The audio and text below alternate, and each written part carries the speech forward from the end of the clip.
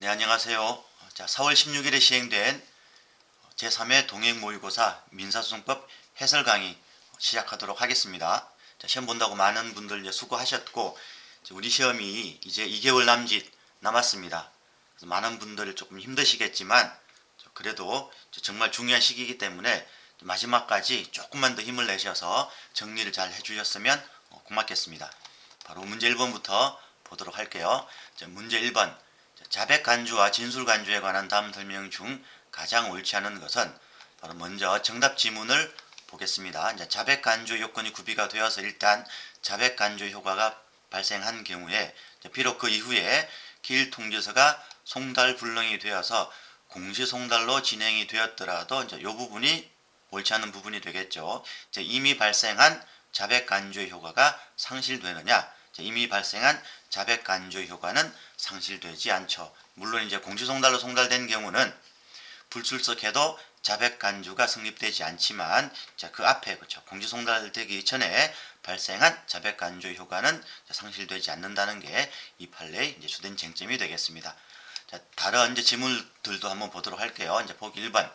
자, 피고가 1심 법원에서 관할 위반이라고 항변하지 않고 본안에 대해서 변론하거나 변론 준비기일에서 진술을 하면 법원은 관할권을 가지죠. 즉 이제 변론 관할에 대한 내용입니다. 다만 진술 간주되는 경우 변론 관할이 성립될 수 있느냐? 우리 판례는 진술 간주되는 경우는 변론 관할이 성립되지 않는다고 얘기를 하죠. 자, 보기 2번을 보겠습니다. 자, 변론 기일에 한쪽 당사자가 불출석했을 때, 이때 그 출석한 당사자만으로 변론을 진행할지 기일을 연기할지, 자, 그 부분 자체는 법원의 재량이라고 우리가 이제 배웠죠. 다만 이때 출석한 당사자만으로 변론을 진행할 때는 진술한 것으로 이제 간주를 하여야 한다는 것이 우리 판례의 또 입장입니다. 그래서 보기 2번도 그렇게 정리를 해주시고, 그리고 보기 4번 조금 이제 주의해야 될 지문이 되겠습니다. 자, 1심에서 피고에 대해서 공시송달로 재판이 진행이 되어서 피고에 대해서 청구가 기각이 됩니다. 자, 이렇게 되면 피고는 1심에서는 원고의 청구 원인을 다투지 않았겠죠. 자, 두 번째, 자, 원고가 항소한 항소심에서 피고가 공시송달이 아닌 방법으로 송달받고도 다투지 않았습니다. 자, 이 경우라면 150조에 따라서 자백 간주가 성립이 되는데, 물론 이제 자백 간주가 성립되는 경우는 기일에 불출석한 경우도 자백 간주가 성립이 되지만, 지문에 나와 있는 것처럼 출석했지만 상대방 주장 사실에 대해서 다투지 않는 경우도 자백 간주가 성립이 되죠. 그래서 이제 보기 4번 같은 경우는 1심뿐만 아니고 항소심에서 상대방 주장 사실에 대해서 다투지 않은 경우이기 때문에 자백 간주가 성립된다는 판례가 되겠습니다. 자, 다음 2번을 보겠습니다. 자, 증인신문 등에 관한 다음 설명 중 가장 옳지 않은 것은, 바로 먼저 정답 지문을 살펴보겠습니다. 자, 3번. 당사자 신문에서 당사자가 정당한 사유 없이 출석하지 않거나 선서 또는 진술을 거부를 했을 때 법원이 그 제재로 과태료에 처할 수 있느냐? 아니지, 우리가 두 문자 연습을 했습니다. 당사자 출신은 과거이다. 그래서 이제 거짓 진술을 했을 때는 과태료에 처할 수 있죠. 하지만 정당한 사유 없이 출석하지 않거나 선서 또는 진술을 거부한 때는, 밑에 이제 해설에도 나와 있지만 법원은 신문사항에 관한 상대방의 주장을 진실한 것으로 인정할 수 있죠. 그래서 이렇게 출신, 이렇게 과거 이렇게 외우라고 말씀을 드렸습니다. 그렇죠? 그래서 당사자의 출신은 과거다. 자, 다른 부분도 한번 볼게요. 1번. 자, 감정인은 감정사항이 자신의 전문 분야에 속하지 않는 경우, 혹은 그에 속해도 다른 감정인과 함께 감정을 해야 하는 경우, 곧바로 법원에다가 감정인의 지정을 취소하거나, 이제 전자가 이 부분하고 연결되겠죠. 두 번째는 다른 감정인과 함께 감정을 해야 되는 경우는 이렇게 추가 지정을 요구하면 되는 겁니다. 그래서 해설 부분도 같이 정리를 하셔야겠죠. 감정인은 이 경우 감정을 다른 사람에게 위임해서는 아니 됩니다. 그래서 여기 해설에 나와 있는 부분도 같이 좀 이제 보시고, 보기 2번 봅니다. 증인은 그 증언이 자기가 공소 제기되거나 유죄 판결을 받을 염려가 있는 사항 또는 치욕이 될 사항, 그래서 우리는 공유치 이렇게 연결해서 외웠죠. 그실 때는 증언을 거부할 수 있습니다. 그렇죠.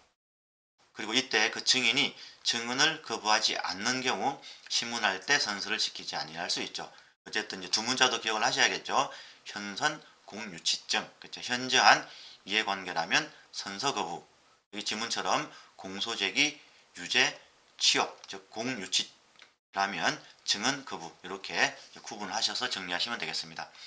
보기 4번 같은 경우도 여기 밑줄 친 부분이죠. 당사자에게 서면이나 말로써 의견을 진술할 기회를 주어야 한다. 요 조문도 같이 좀 정리를 하시면 되겠습니다.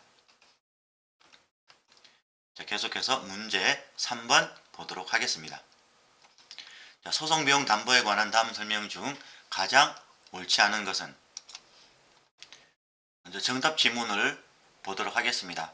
자, 2번 담보 제공 신청에 관한 결정에 대해서는 즉시 항고할 수 있는데, 이때 이제 법원의 직권에 의한 담보 제공 결정에 대해서는 즉시 항고를 할 수 없느냐? 우리 판례는 직권에 의한 담보 제공 결정에 대해서도 즉시 항고를 할 수 있다라고 하죠. 그래서 이번 지문이 틀렸습니다.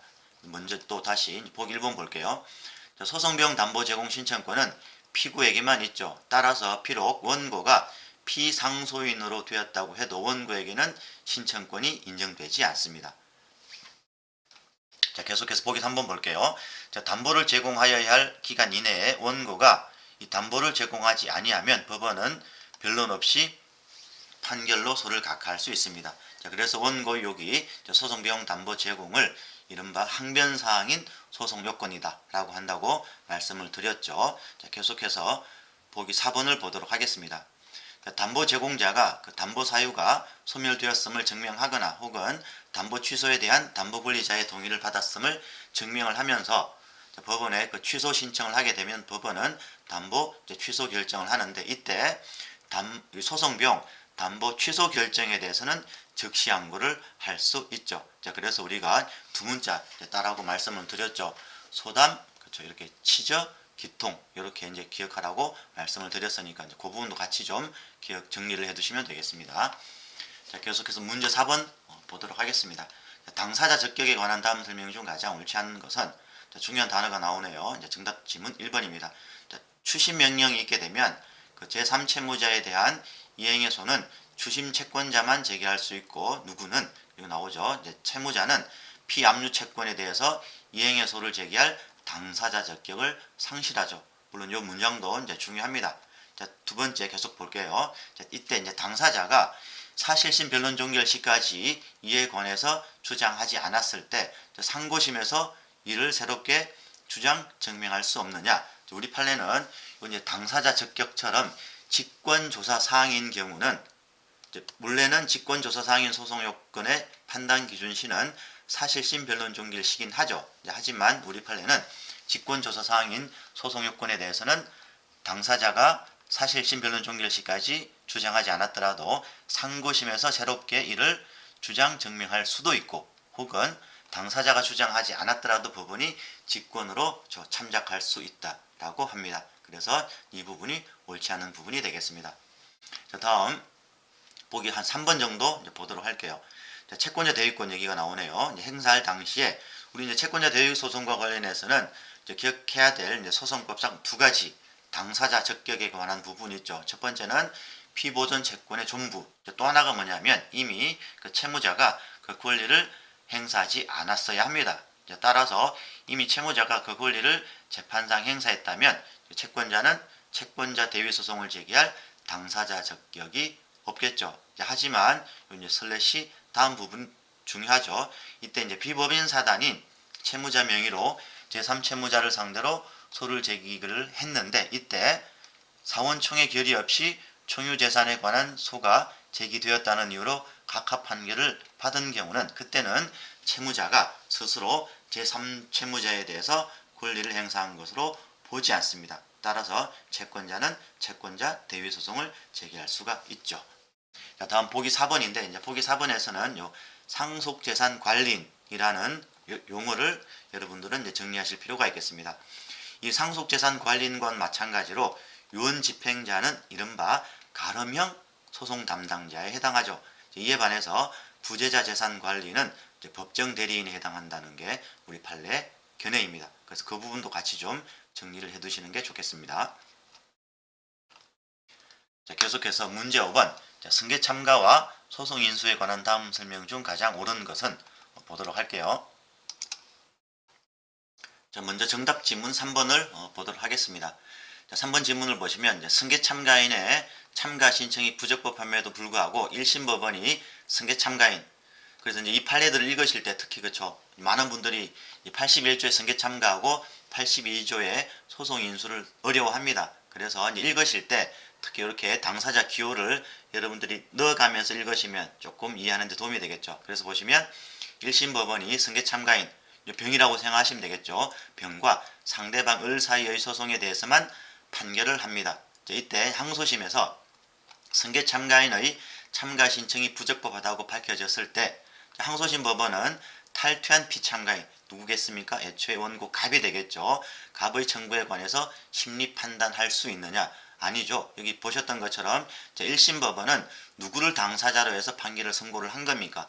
병을 당사자로 해서 판결을 선고한 거죠. 따라서 탈퇴한 피참가인인 갑에 대해서는 1심 판결이 없습니다. 그래서 항소심은 이 부분에 대해서 이제 판단할 수가 없겠죠. 자, 그렇게 정리를 하시면 되고, 자, 복 1번도 한번 보겠습니다.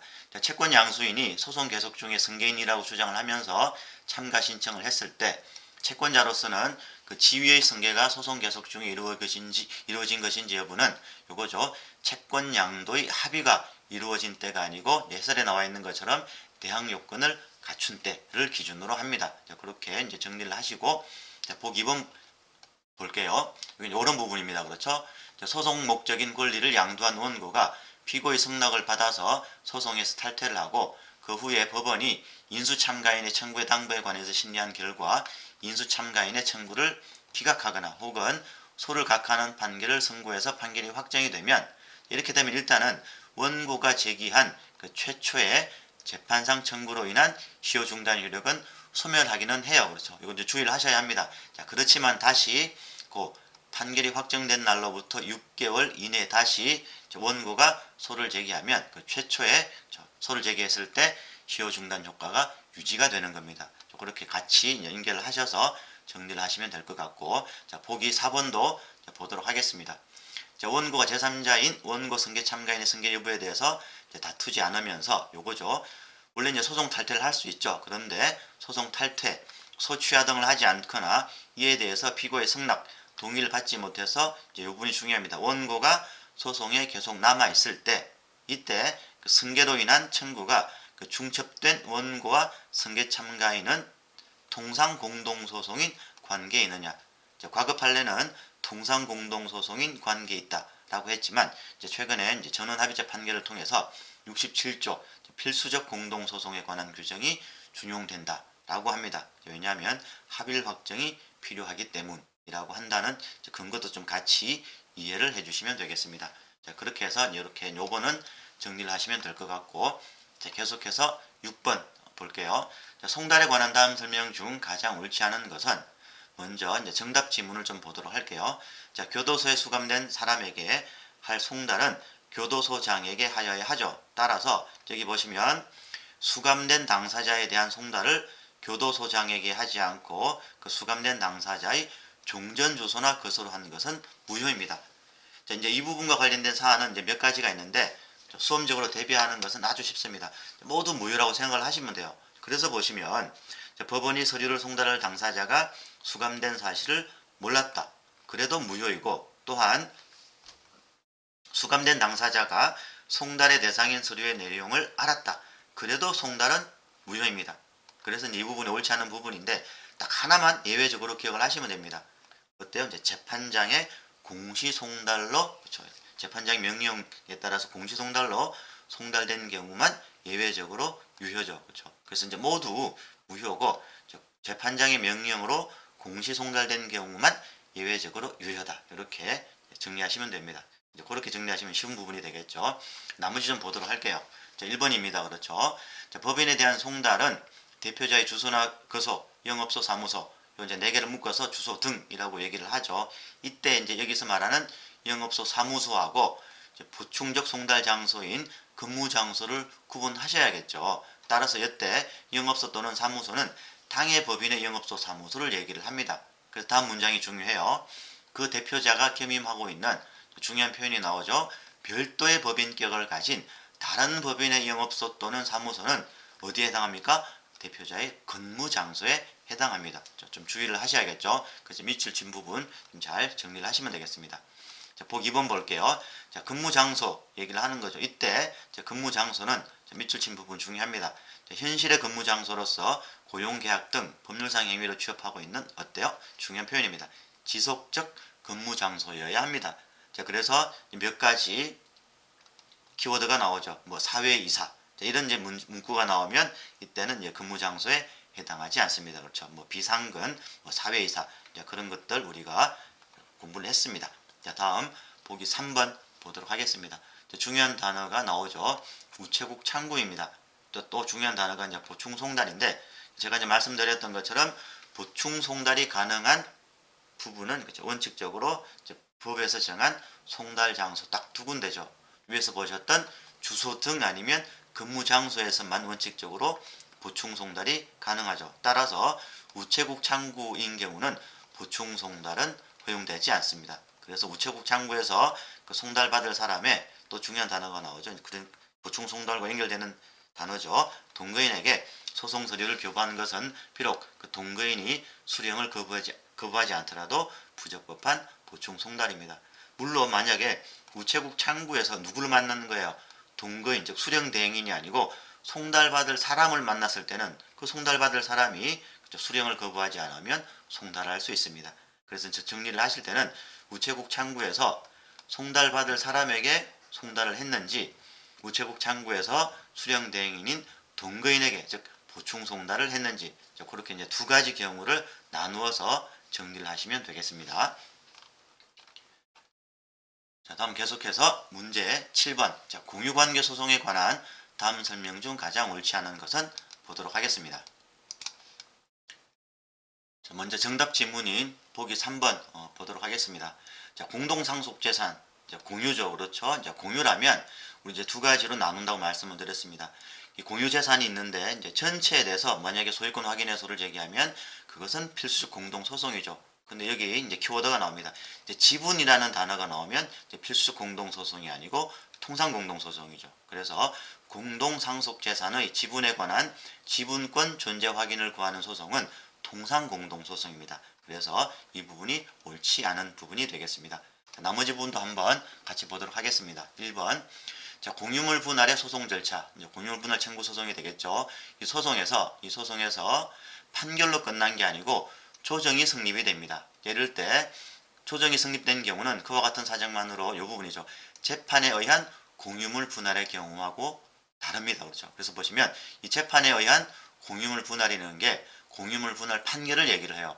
즉 조정이 성립되지 않고 공유물 분할 판결이 성립이 되었다. 그 얘기는 형성해소기 때문에 형성 판결이 나야 형성력이 생기죠. 따라서 이제 판결로 끝난 경우는 형성력에 따라서 등기가 필요 없습니다. 하지만 이제 재판에 의한 공유물 분할의 경우와 마찬가지로 그 즉시 공유관계가 소멸하고 각 공유자에게 그 협의에 따른 새로운 법률 관계가 창설되는 것은 아니죠. 그래서 이제 기본적으로 이 경우는 등기가 필요합니다. 물론 이제 보기 1번 같은 경우는 약간 이제 민법 쟁점과 연결이 됐다고 말씀을 드렸습니다. 자, 계속해서 보기 2번 보도록 하겠습니다. 자, 공유물 분할 판결, 즉 공유물 분할 청구의 소송은 중요한 단어가 나오죠. 고유 필수적 공동 소송입니다. 따라서 공유자 전원에 대해서 상소 기간이 만료되기 전에는 확정되지 않습니다. 그래서 일부 공유자에 대해서 상소 기간이 비록 만료가 되었어도 고유 필수적 공동 소송이기 때문에 그 공유자에 대한 판결 부분이 분리 확정되는 것은 아니죠. 이른바 합일 확정이 필요하기 때문에 그렇습니다. 자, 다음 이제 보기 4번도 조금 이렇게 두 개로 나누어서 정리하실 필요가 있겠죠. 자, 부동산 공유자 1위는 당해 부동산에 관해서 제3자 명의로 원인 무효의 소유권 이전 등기가 경유되어 있다. 자, 이렇다면 이 제3자는 공유자가 아니기 때문에 그 보존 행위로서 그 제3자에 대해서 등기 전부의 말소를 구할 수 있습니다. 자, 그런데 대비되죠.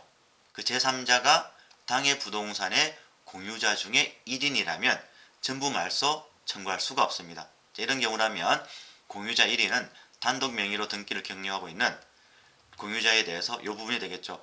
그 공유자의 공유 지분을 제외한 나머지 공유 지분 전부에 관해서만 이전 등기 말소 청구를 할 수 있습니다. 왜냐하면 그 공유자의 공유 지분은 그렇죠. 실체적으로 적법하기 때문에 그렇죠. 거기 이제 보기 4, 해설 부분 4번을 보시면 그의 공유 지분에 관해서는 실체 관계에 부합하는 등기이기 때문에 그렇습니다. 그래서 보기 4번은 제3자냐 상대방이 혹은 상대방이 다른 공유자냐 이렇게 두 개를 구분하셔서 보시면 되겠습니다. 자, 계속해서 이제 8번 문제 볼게요.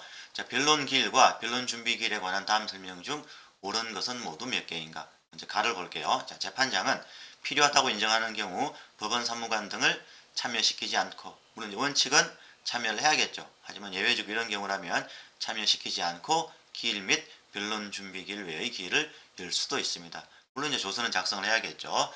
또 하나는 나번입니다. 이제 나 같은 경우는 최근에 이제 코로나 때문에 신설된 규정이라고 말씀을 드렸죠. 그래서 가볍게 한번 일독하시면 될 것 같아요. 나 같은 경우는 옳지 않은 지문으로 나올 가능성은 별로 없다고 말씀을 드렸습니다. 자, 계속해서 보기 다를 볼게요. 자, 변론 준비 기일을 변론 기일의 일부라고 볼 수 없어요. 그건 첫 번째 기억하시고, 두 번째, 자, 변론 준비 기일과 변론 기일이 일체성을 갖는다고 볼 수도 없습니다. 둘 다 옳지 않은 부분이 되겠죠. 따라서 그렇기 때문에 양쪽 당사자가 변론 기일에 한 번, 변론 준비 기일에 한 번, 변론 기일에 두 번 불출석. 이렇게 이제 말씀드린 것처럼 변론 준비 기일을 변론 기일의 일부라고 볼 수도 없고 이렇게 되는 거죠. 변론 준비 기일과 변론 기일이 일체성을 갖는다고 볼 수도 없습니다. 그래서 비록 양쪽 당사자가 변론 준비 기일에 한 번 불출석, 그리고 변론 기일에 두 번 불출석해도 서로 합산되지 않습니다. 합산하지 않죠. 즉 승계되지 않기 때문에 따로따로 보기 때문에 변론 기일을 기준으로 하면 두 번만 불출석했기 때문에 바로 소를 취한 것으로 간주할 수는 없는 거죠. 자, 다음 라를 보겠습니다. 자, 이의 한 사람이 배당 이의 소에 첫 변론 기일에 출석하지 아니한 때는 소를 취한 것으로 보죠. 다만 이때 첫 변론 기일에는 무엇은 포함되지 않습니까? 첫 변론 준비 기일은 포함되지 않죠. 그래서 이제 이 부분이 잘못된 부분이 되겠습니다. 그래서 이런 부분은 두 개가 되겠습니다. 자, 계속해서 문제 9번. 자, 청구 병합에 관한 다음 설명 중 가장 옳지 않은 것은 보도록 하겠습니다. 먼저 정답 지문 보겠습니다. 2번. 자, 채권자가 여기 형광펜 표시 보시면 본래적 거부 청구의 일을 대신할 전부 배상을 부과해서 대상 청구를 병합해서 청구를 했다. 그래서 여기 보시면 본래적 거부 청구 그리고 대상 청구라는 말이 나오면 여러분들은 바로 여기 나와 있는 것처럼 단순 병합이라고 생각을 하시면 됩니다. 따라서 이제 보시면 대상 청구를 본래 거부 청구에 예비적으로 병합을 해도 이렇다고 해서 병합 청구의 성질이 예비적 병합으로 바뀌지 않는다고 말씀을 드렸죠. 즉 단순 병합이기 때문에 따라서 모두 판단을 해야 합니다. 그래서 본래적 거부 청구가 인용이 되었더라도 예비적 청구에 대해서 판단을 생략할 수가 없죠. 왜냐하면 단순 병합이기 때문에 본래적 거부 청구도 판결을 하고 그리고 대상 청구도 판결을 해야 합니다. 그렇게 이제 정리를 하시면 되고, 자, 보기 1번 같이 보겠습니다. 자, 주의적 청구가 전부 인용되지 않을 경우에 주의적 청구에서 인용되지 아니하는 그 액수의 범위 내에서 이제 원고의 의사에 따른다고 말씀을 드렸죠. 원고가 예비적 청구에 대해서도 판단해 주기를 바라는 취지로 불가분적으로 결합시켜서 제소할 수도 있습니다. 자, 그렇게 보시고, 자, 보기 3번 볼게요.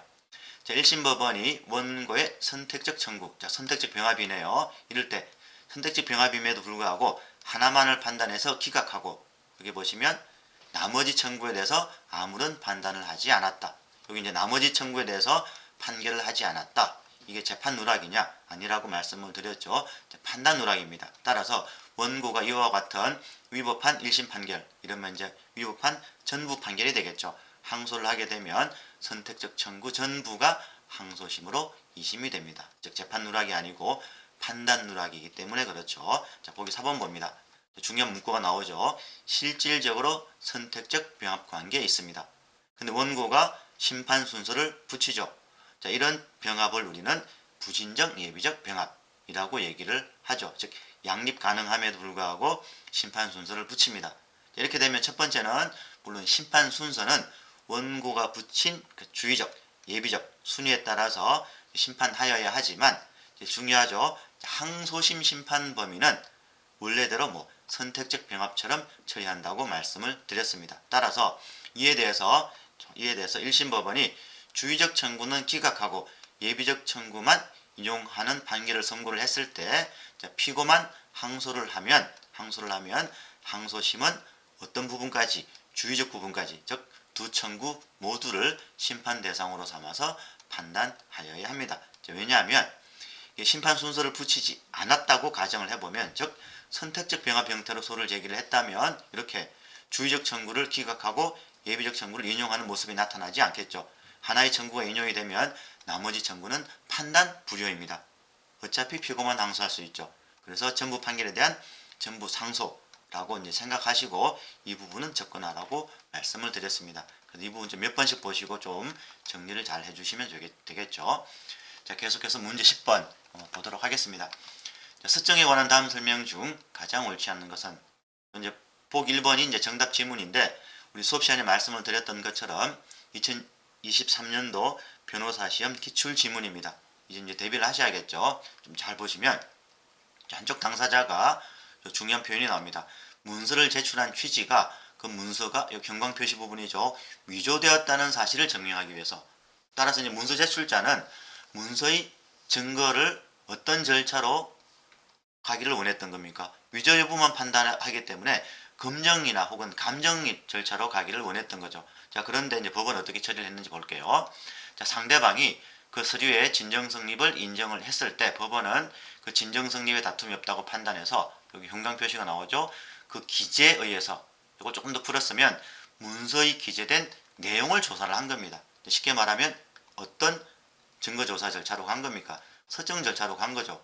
즉 위에 보시면 당사자가 문서를 제출한 취지는 문서의 위조 여부만 판단해달라고 했던 겁니다. 즉 내용은 조사하라고 제출한 게 아니죠. 즉 검정이나 혹은 감정 절차로 갔어야 되는데 법원은 어떤 절차로 갔던 겁니까? 서정 절차로 갔던 겁니다. 그렇죠? 그 기재에 의해서 상대방 당사자의 주장을 인정할 수는 없는 겁니다. 이렇게 인정했다면 서정 절차로 가기 때문에 인정해서는 안 되겠죠. 그래서 이 부분이 옳지 않은 부분이 되겠습니다. 자, 다음이 복 2번입니다. 이것도 다시 한 번 더 이제 어려운 부분이기 때문에 좀 문장을 이제 분석해 볼게요. 자, 사문서에 날인된 작성 명인의 인형이 그의 인장에 의해서 현출된 것이라면 이렇게 되면 1단계 추정, 2단계 추정이 발생하죠. 자, 특단의 사정이 없는 한은 이 표현이 되겠습니다. 그 인형의 진정 성립, 즉 다시 말하면 날인 행위가 작성 명인의 의사에 의해서 한 것이라는 게 사실상 추정이 됩니다. 1단계 추정을 우리는 이제 인형의 추정 혹은 날인의 추정이라고 하고 이른바 1단계 추정이라고 하죠. 따라서 이제 1단계 추정은 사실상 추정이기 때문에 인형의 진정 성립을 다투는 자, 우리 그림을 통해서 봤던 부분은 을이 되겠죠. 인형의 진정 성립을 다투는 자, 즉 을이 어떻게 사실상 추정이기 때문에 반정을 들어서 인형의 진정 성립, 즉 날인 행위가 작성 명인의 의사에 기한 것임에 관해서 법원으로 하여금 의심을 품게 할 수 있는 사정만 증명하면 그 1단계 진정 성립의 추정은 깨지는 거죠. 그렇죠. 이 부분 좀 잘 정리를 해 두시면 되겠습니다. 자, 다음 보기 4번인데 이제 두 가지 기억하시면 돼요. 이제 판결서는 형광 표시된 부분이죠. 처분 문서성이 뿐만 아니고 보고 문서성도 있다. 자, 그런 취지로 이 부분 조금 정리를 해 두시면 되겠습니다. 자, 계속해서 문제 11번 보도록 하겠습니다. 자, 갑은 피고 을과 피고 병을 공동 피고로 해서 소를 제기를 하였다. 이에 관한 철수와 영희의 다음 대화 중 옳은 것은 모두 몇 개인가 한번 살펴보도록 하겠습니다. 자, 보기 가부터 보도록 하겠습니다. 자, 보기 가에서는 중요한 단어가 하나 나오죠. 형광 표시된 부분입니다. 부진정 연대 채무. 자, 이런 문구가 나오면 바로 여러분들은 양립 가능하다. 따라서 통상 공동 소송이다. 이렇게 연결 바로 하시면 되겠습니다. 그래서 그 연습도 좀 하시면 되겠죠. 자, 갑이 부진정 연대 채무 관계에 있는 을을 주의적 피고로 놓고 병을 예비적 피고로 했다. 이건 이제 함정이 되겠죠. 그렇더라도 말씀드렸던 것처럼 양립 가능하기 때문에 통상 공동 소송입니다.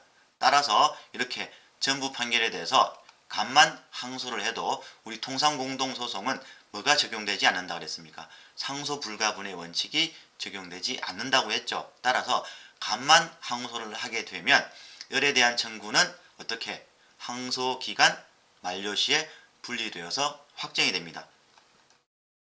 근데 지문은 을에 대한 청구도 항소심으로 이심이 되고 심판 대상이 될 수 있다라고 했기 때문에 이 부분이 옳지 않은 부분이 되겠죠. 그래서 이제 이 부분은 즉 가부분은 부진정 연대 채무 관계에 있으면 양립 가능하기 때문에 통상 공동소송이다 라는 말을 여러분들은 이제 기억해내실 줄 알아야겠고, 두 번째는 통상 공동소송은 뭐가 적용되지 않는다, 상소 불가분의 원칙이 적용되지 않는다, 이렇게 정리를 하시면 될 것 같습니다. 자, 계속 나를 볼게요.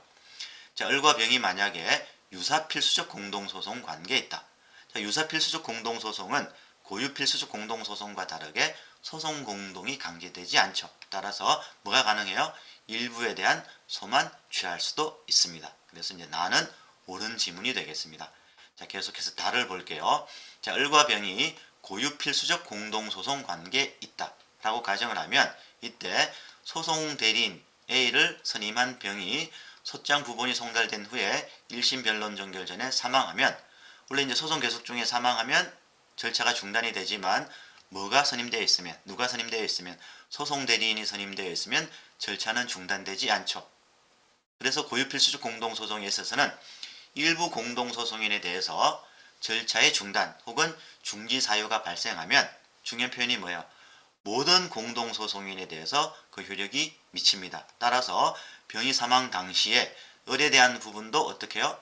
중단된 채로 있는 게 아니고 소송 대리인이 있기 때문에 중단되지 않죠. 그렇죠? 이 부분 일단 잘못되었죠. 이렇게 되면 나중에 병에 대한 부분은 나중에 1심 판결이 선고되면 그 판결 정본이 소송 대리인 A에게 송달이 되었을 때 누구누구까지 을과 병에 대한 그렇죠, 절차가 중단이 됩니다. 그래서 밑줄 친 부분이 옳지 않은 부분, 이렇게 이제 정리를 하시고, 그래서 다도 옳지 않은 지문이 되겠습니다. 다음 라를 볼게요. 라 부분도 중요한 부분이 형광 표시된 부분이죠. 채권자 갑이 주채무자 을과 보정채무자 병을 공동피고로 해서 소를 제기를 했다라는 이렇게 사안이 나오면 여러분들은 바로 통상공동소송이구나 라고 떠올려야겠죠. 그리고 통상공동소송은 밑에 나와 있는 것처럼 주장공통의 원칙이 적용되지 않죠. 따라서 을은 변제항변을 했는데 이에 대해서 병은 원용하거나 변제항변을 하지 않았을 때 이때 병에게도 을의 변제항변의 효과가 미치느냐? 우리 판례는 주장공통의 원칙이 인정되지 않기 때문에 미치지 않는다고 합니다. 그래서 라도 옳지 않은 지문이 되겠습니다. 자, 계속해서 이제 12번 문제 보도록 하겠습니다. 자, 예비적 공동소송에 관한 다음 설명 중 가장 옳지 않은 것은, 먼저 이제 정답 지문 4번을 보도록 하겠습니다. 물론 이제 예비적 공동소송은 이른바 합일 확정 소송이죠. 하지만 합일 확정 소송이지만 우리 고유필수 공동소송과 다르게 뭐가 가능합니까? 일부의 소취하라든지 일부의 화해가 가능하다고 조문에 규정되어 있죠. 따라서 예비적 공동소송인 중에 일부 공동소송인에 대한 소를 취할 수 있습니다. 물론 여기까지는 옳은 지문이야. 자, 이렇게 됐을 때 소를 취하지 않은 나머지 공동소송인에 관한 청구 부분은 어떻게 되느냐? 같이 소송이 종료되느냐? 그렇지 않죠. 소를 취하지 않은 나머지 공동소송인에 관한 청구 부분은 심판 대상이 됩니다. 그래서 이 부분이 옳지 않은 부분이 되겠습니다.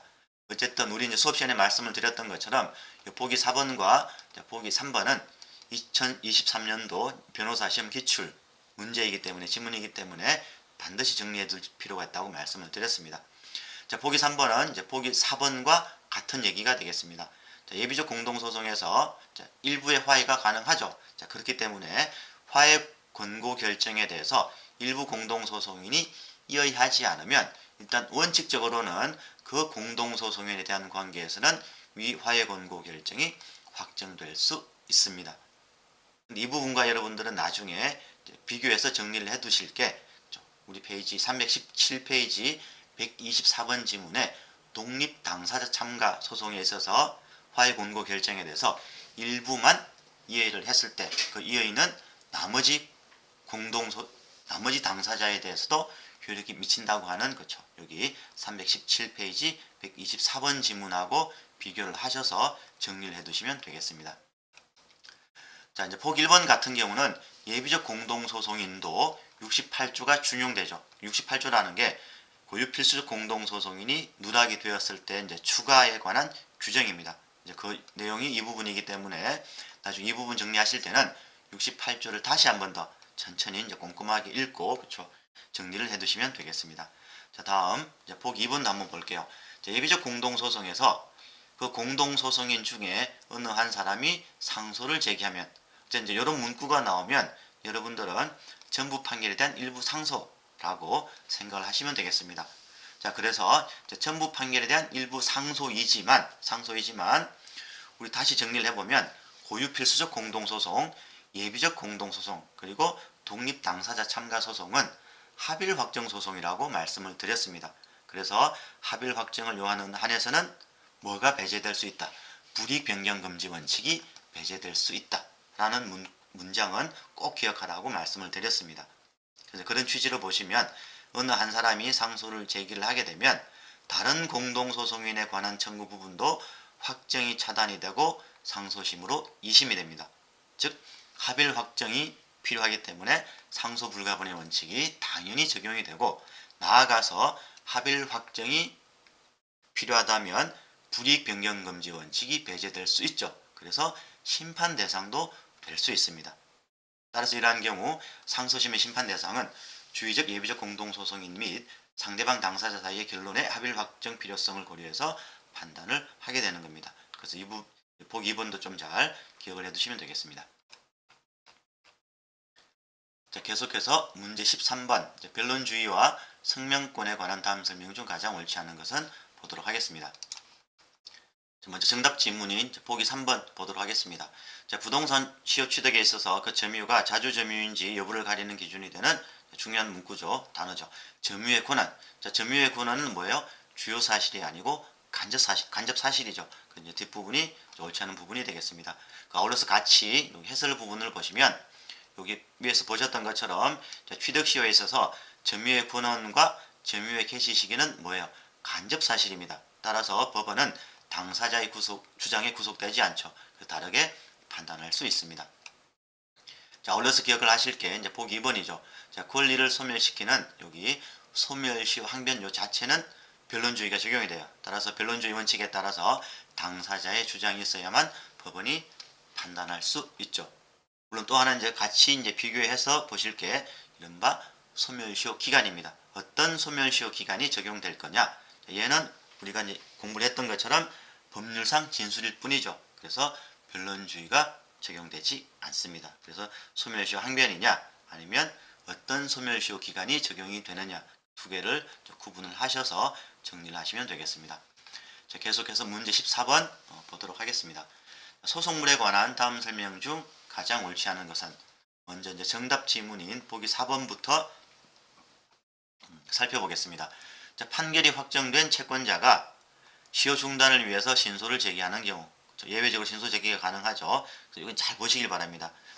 돈이 세 가지가 있습니다. 첫 번째, 확정 판결에 따른 원금, 그리고 함께 원금에 대한 확정 지연 손해금. 여기 이제 두 번째 돈이죠. 또 하나가 뭐냐면 이제 보라색 경광 부분입니다. 그 확정 지연 손해금에 대한 지연 손해금, 보라색 부분이 되겠죠. 청구했을 때 확정 지연 손해금에 대한 보라색 부분 지연 손해금 채권은 전소의 소송물인 원금 채권 그리고 확정 지연 손해금 채권과는 어때요? 동일한 소송물이 아니죠. 별개의 소송물입니다. 자, 그래서 이렇게 신소를 제기를 했고 또 하나 여러분들이 정리를 하실 게 소송촉진법상의 법정 이율이 변경이 되면 여기 나와 있는 것처럼 원금 채권하고 확정 지연 손해금 채권은 확정 당시에 소송촉진법상의 법정 이율이 적용이 되고 두 번째 보라색 부분이죠. 보라색 부분의 지연 손해금 채권은 변경된 소송촉진법상의 법정 이율이 적용이 된다 하는 부분도 같이 좀 정리를 해 두시는 게 좋겠죠. 자, 보기 1번도 보겠습니다. 자, 금전 채무 불이행의 경우에 발생하는 원본 채권하고 지연 손해금 채권은 별개의 소송물이죠. 따라서 처분권주의 위반 여부를 판단할 때도 각각 별개로 판단할 것이고 그리고 불이익 변경 금지 원칙에 위반되는지 여부도 판단할 때도 각각 따로 판단을 하죠. 자, 그렇게 정리하시고, 자, 보기 2번입니다. 채권자가 상해 취소 및 원상 회복 청구를 하면서 여기 요 부분이 되겠습니다. 보전하고자 하는 채권, 이제 다르게 표현을 하면 피보전 채권이 되겠죠. 이 피보전 채권을 채권자가 추가하거나 교환하는 게 즉 소송물이 달라지느냐, 즉 청구 변경에 해당하느냐, 아니죠. 우리 판례는 공격방법의 변경일 뿐이라고 합니다. 그렇죠. 그것도 정리를 하시고, 다음 보기 3번 봅니다. 자, 상해 취소해소를 제기를 하면 보통 이렇게 청구 취지가 2개라고 말씀을 드렸죠. 그래서 여기 형광 표시된 부분이 다릅니다.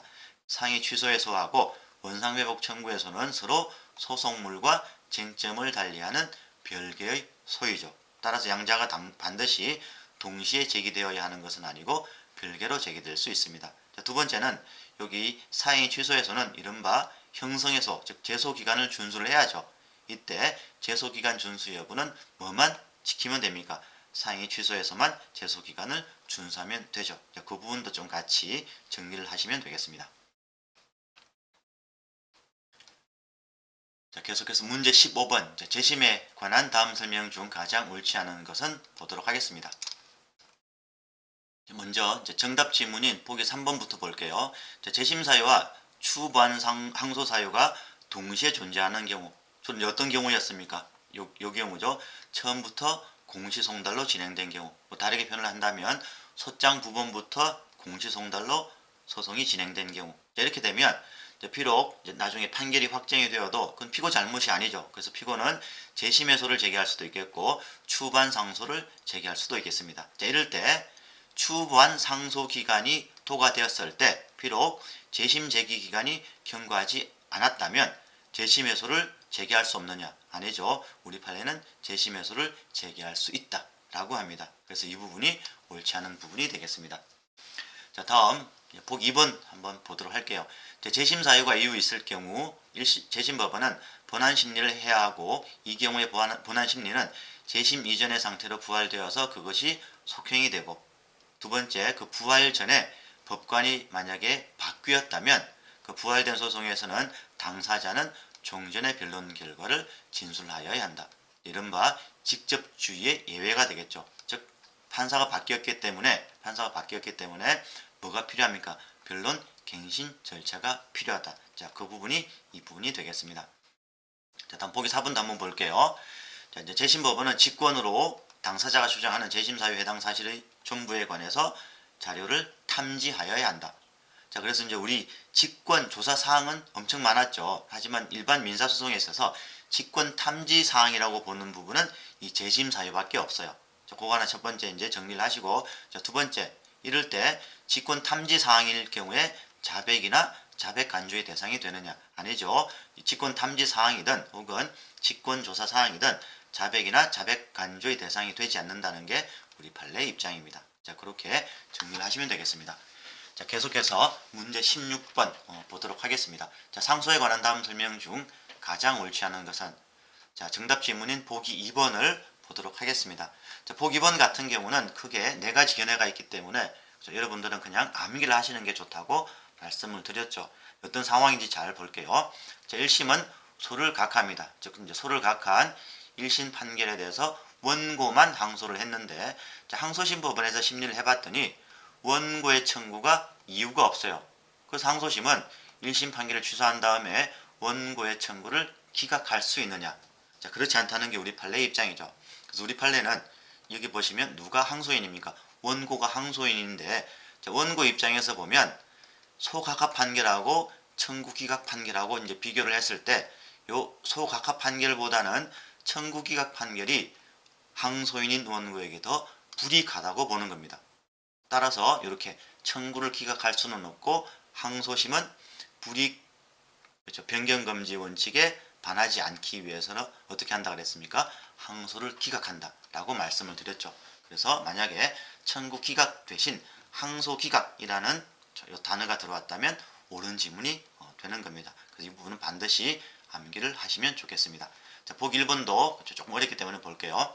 자, 피상고인은 상고권이 소멸된 후에도 부대 상고를 할 수 있죠. 그리고 상고 이유서 제출 기간 내에 부대 상고를 제기를 하고 그 상고 이유서를 제출을 하여야 합니다.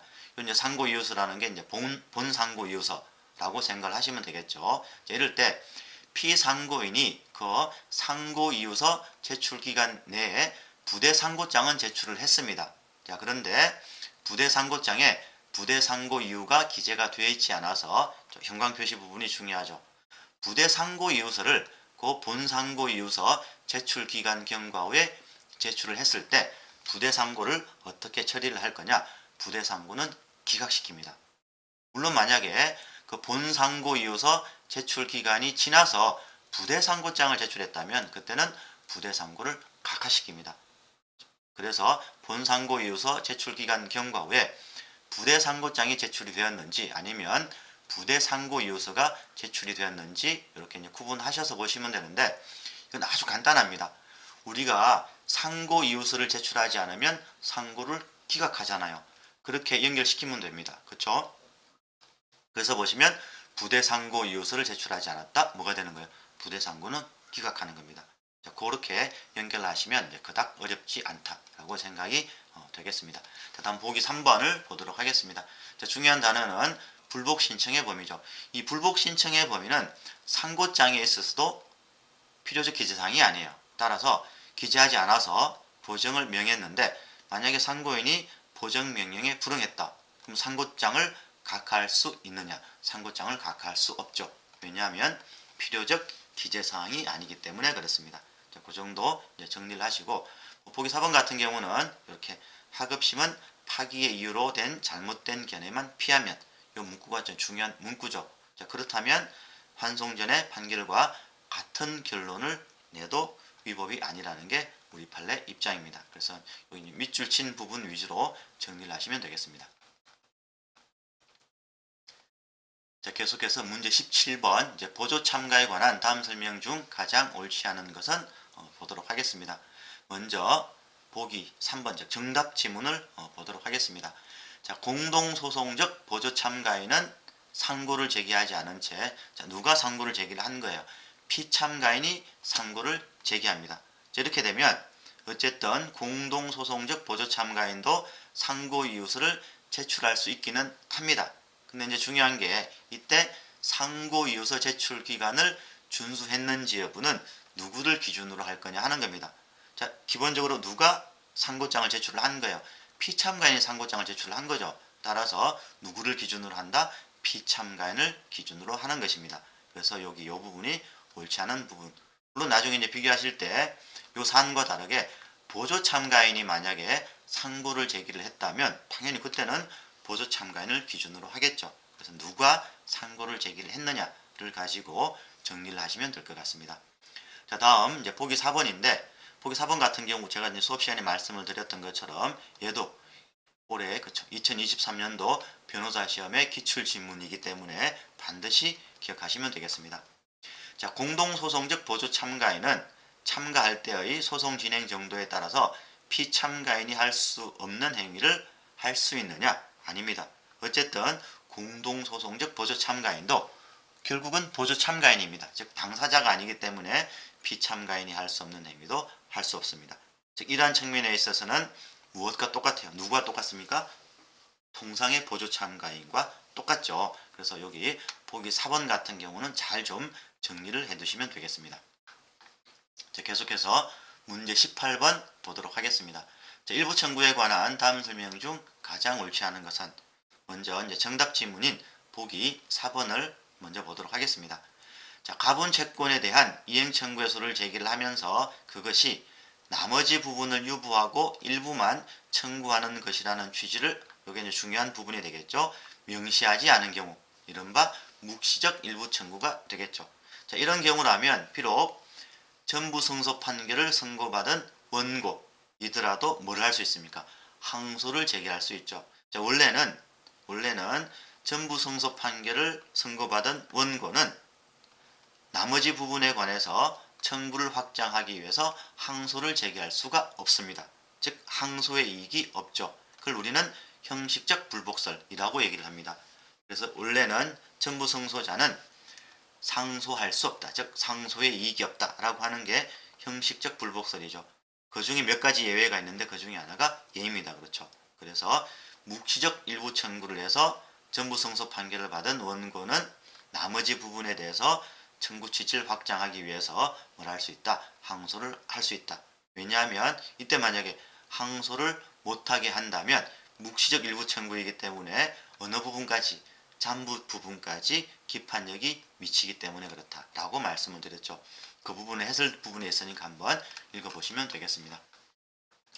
자, 다음 이제 보기 1번 보도록 할게요. 이건 이제 원칙적인 얘기를 하는 거죠. 한 개의 채권 중에 일부에 관해서만 판결을 구한다는 취지를 명백히 해서 소를 제기했다.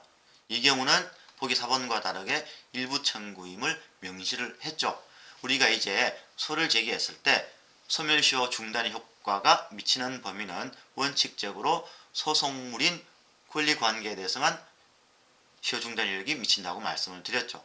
근데 일부 청구를 하면서 일부 청구임을 명시하게 되면 그 명시를 했기 때문에 일부 청구한 부분만 소송물이라고 말씀을 드렸습니다. 자, 그렇기 때문에 시효 중단 효력은 그 일부에 관해서만 발생을 하는 것이죠. 이 부분은 이제 원칙적인 모습이지만 뭐 몇 가지 예외가 있었죠. 이제 그 부분도 같이 나중에 정리를 하실 때 같이 좀 봐주시면 되겠습니다. 자, 다음이 보기 2번인데 자, 일부 청구를 합니다. 근데 원고 측에서도 과실이 있을 때 과실상계를 할 때 일부 청구한 금액을 기준으로 할 거냐 아니면 손해 전부를 기준으로 할 거냐. 우리 판에는 이른바 외측설이라고 해서 밑줄 친 부분처럼 손해 전부를 기준으로 하죠. 그래서 이 부분도 대비를 하시면 되겠습니다. 자, 다음 계속해서 문제 19번 보도록 하겠습니다. 자, 소송 구조에 관한 다음 설명 중 가장 옳은 것은? 옳은 지문은 3번인데 옳지 않은 지문을 한번 보도록 하겠습니다. 저기 이제 보시면 민사소송의 본안 사건뿐만 아니고 강제 집행 사건도 소송 구조의 대상이 되기는 하죠. 다만 비송 사건은 소송 구조의 대상이 되지 않습니다. 제가 이제 수업 시간에 푸들은 구조가 되는데 비송은 구조가 되지 않는다. 이렇게 암기하라고 말씀을 드렸습니다. 두 번째 이제 보기 2번을 보시면 이제 법원은 이제 직권으로도 뭘 할 수 있습니까? 소송 구조를 할 수 있죠. 그렇죠? 신청뿐만 아니고 직권에 의해서도 가능하다.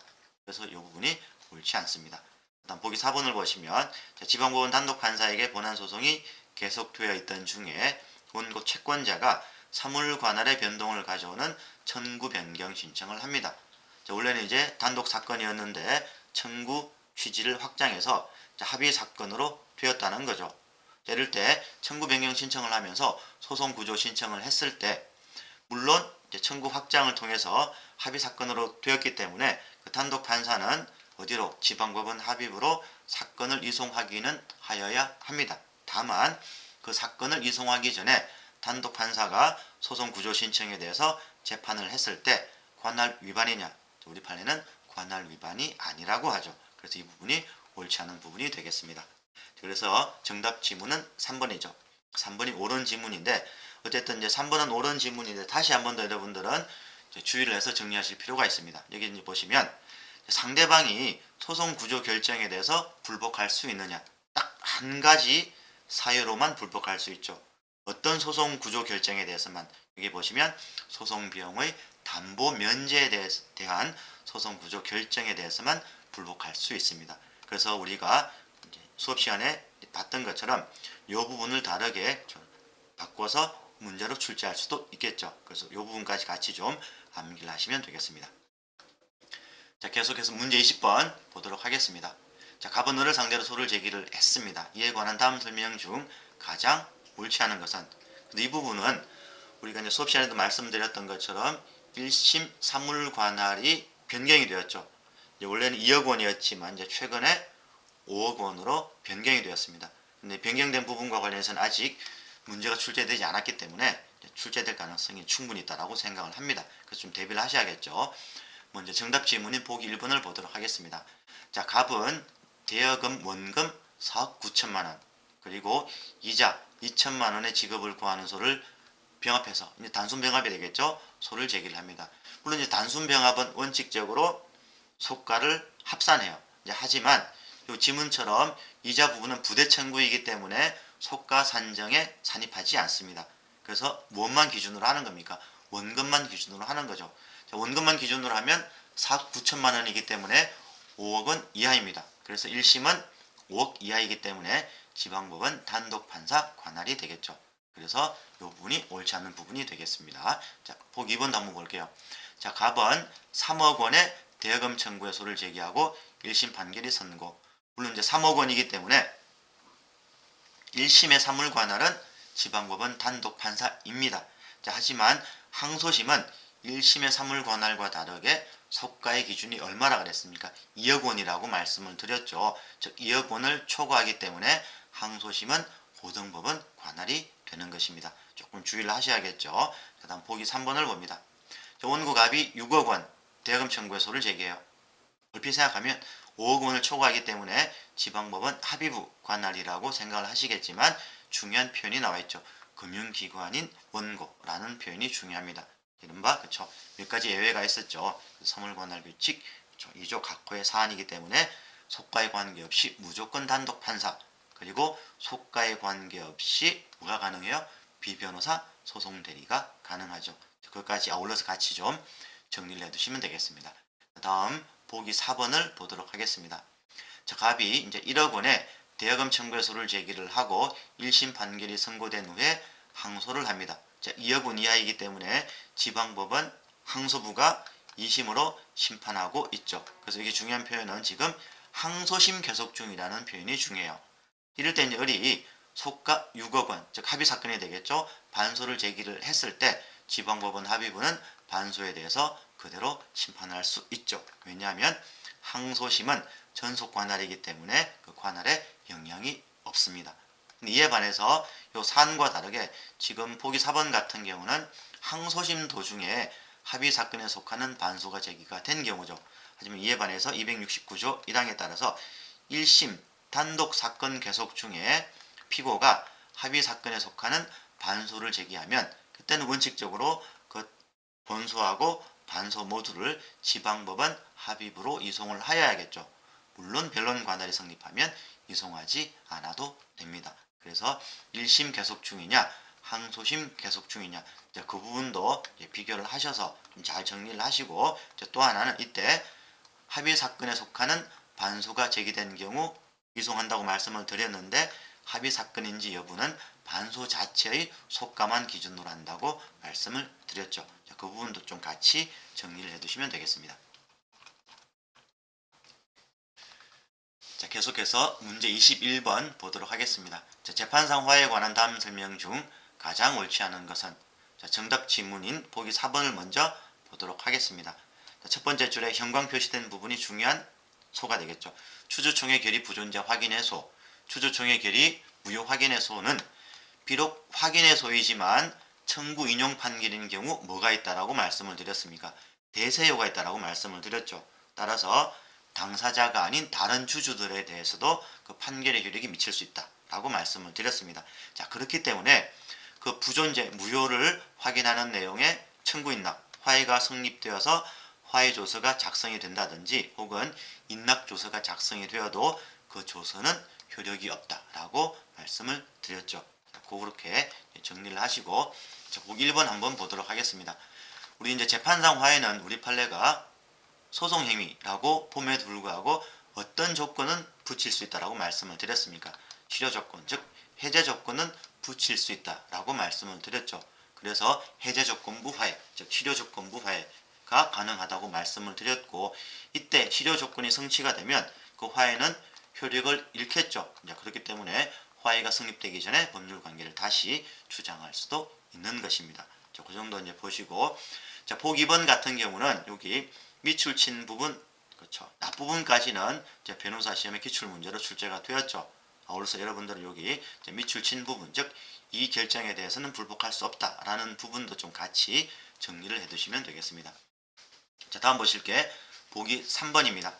형성 판결이라는 게 원고가 형성의 소를 제기하고 원고 성소 판결이 선고되면 그것을 형성 판결이라고 얘기하죠. 이 형성 판결의 효력은 개인 사이 합의로 만들어낼 수는 없습니다.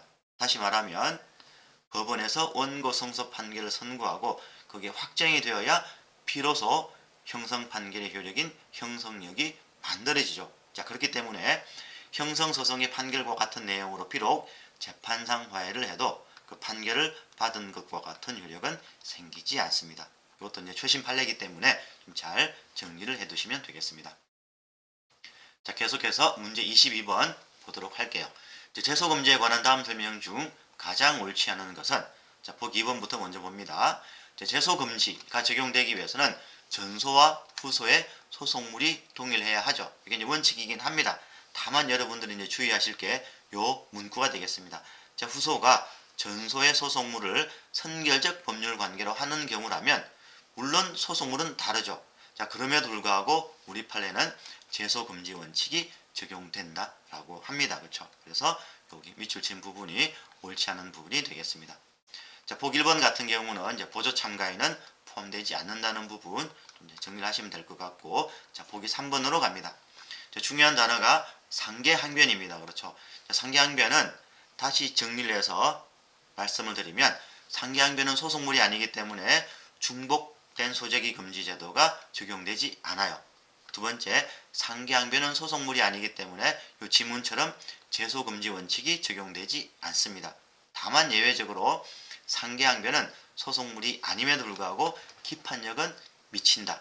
그렇죠? 이 세 가지는 반드시 정리를 해두시는 게 좋겠죠. 지금 자주 나옵니다. 그래서 3번을 보시면, 자, 1심에서 피고가 상계항변을 해서 1심 판결로 본안에 관한 판결을 받습니다. 물론 이제 상계항변에 대해서 판단을 했겠죠. 이럴 때 항소심에서 상계항변을 철회를 했을 때 제소금지 원칙이 적용이 되어서 그 자동 채권과 동일한 채권으로 다시 별소를 제기할 수 없느냐? 아니죠. 상계항변은 제소금지 원칙이 적용되지 않기 때문에 별도로 소를 제기할 수 있습니다. 자, 그렇게 정리를 하시고, 자, 다음 보기 4번입니다.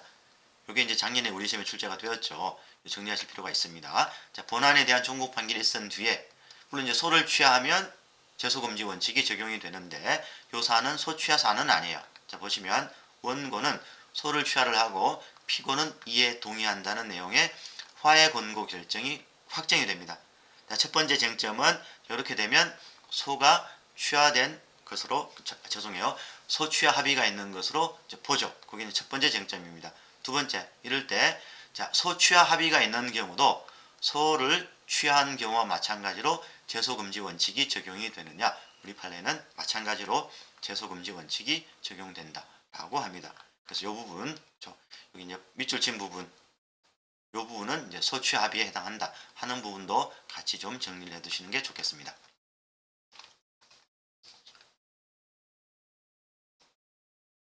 자, 계속해서 23번, 자, 기판력의 시적 범위 보도록 하겠습니다. 자, 이제 보기 1번 같은 경우는 이른바 변론 종결 전에 있었던 모든 공격 방어 방법은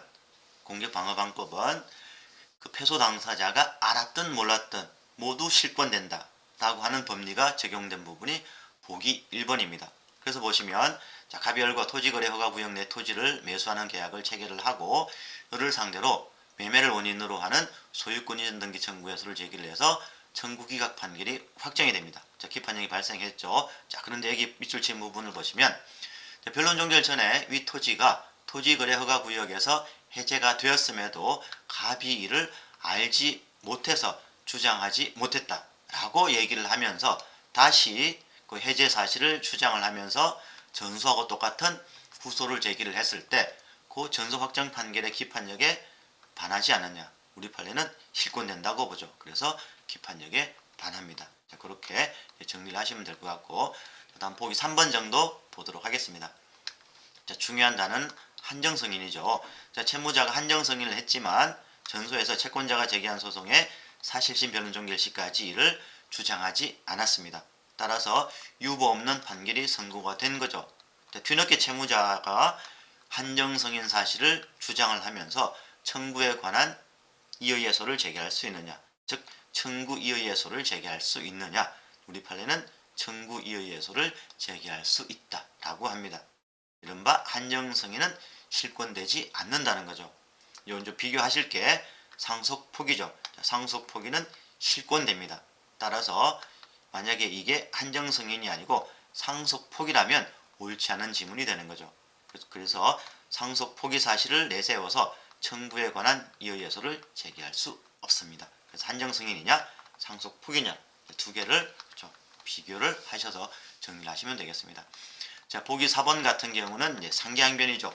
전소변론 종결 전에 상계적상이 있어서 상계항변을 할 수 있었음에도 불구하고 피고가 상계항변을 하지 않아서 패소된 경우에 이후에 이 상계권을 행사를 하면서 청구 예소를 제기할 수 있느냐?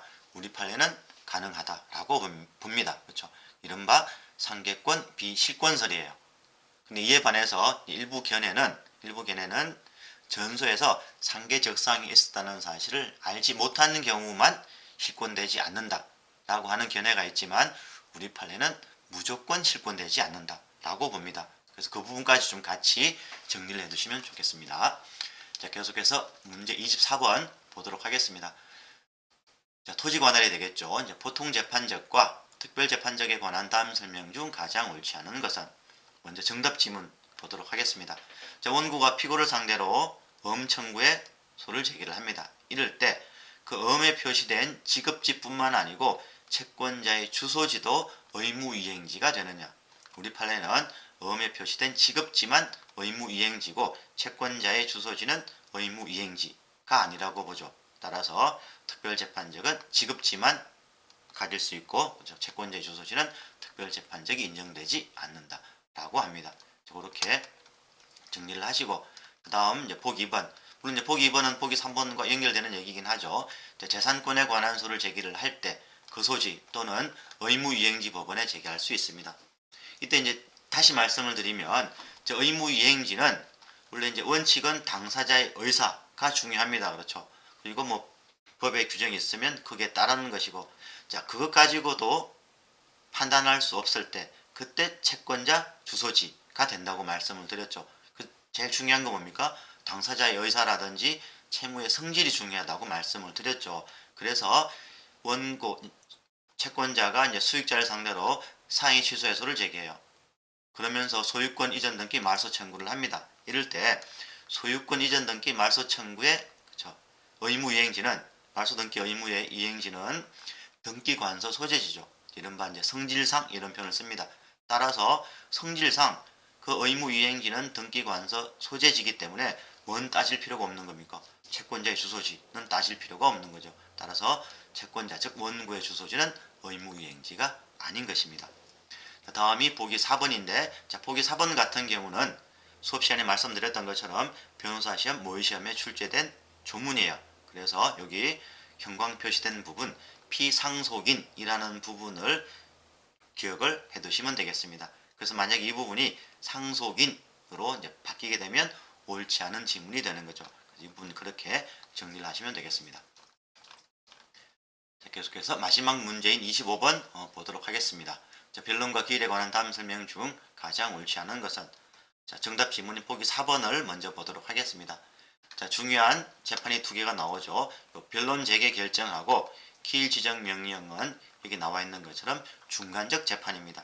따라서 어떠한 불복도 허용되지 않기 때문에 특별 항고도 허용되지 않죠. 자, 아울러서 이제 보기 2번도 한번 챙겨보시면 될 것 같습니다. 자, 누구든지 권리 구제, 학술 연구 또는 공익적 목적으로 대법원 규칙이 정하는 바에 따라서 법원 사무관 등에게 재판이 어때요? 확정된 소송 기록에 열람을 신청할 수 있죠. 그래서 나중에 다시 그 W 이제 보시면서 정리를 하실 필요가 있는데 확정된 소송 기록이냐 확정되지 않은 소송 기록이냐에 따라서 여기 주체가 달라질 수 있죠. 그래서 그 부분도 물론 어렵게 나온다면 그렇게 나올 수도 있으니까 그 부분도 조금 이제 비교를 하셔서 이제 정리를 하시면 되겠습니다. 자, 이렇게 이번에 실시된 제3회 동행 모의고사 민사소송법 해설 강의를 마치도록 하겠습니다. 어쨌든 이제 시작할 때 말씀드렸던 것처럼 이제 우리 시험이 약 2개월 남짓 남았습니다.